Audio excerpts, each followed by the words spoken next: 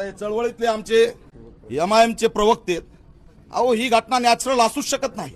हे सामाजिक नेते आहेत, ते ऍडमिट झालेले ऍडव्होकेट आहेत. हे सातत्याने हॉस्पिटलमध्ये काही झालं तर मदतीला धावून येतात. म्हणून डीनच्या इशाऱ्यावरती, डीनच्या धापाटेच्या इशाऱ्यावरती हा हल्ला झालेला आहे. दुसरं तिसरं काही नाही.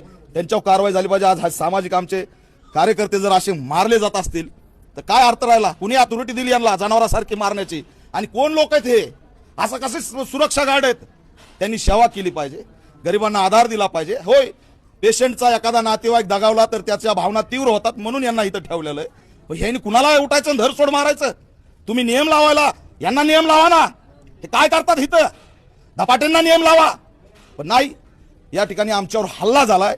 आम्ही निषेध करतो. माझ्यासोबत सगळे आंबेडकरी चळवळीतले सगळे कार्यकर्ते आहेत आणि ही सामूहिक जिल्ह्यामधून आणि राज्यामधून मोठी प्रतिक्रिया उमटली. म्हणून मी इथं धावत पळत आलो. लवकर ऍक्शन नाही घेतली तर याचे परिणाम रस्त्यावर दिसतील.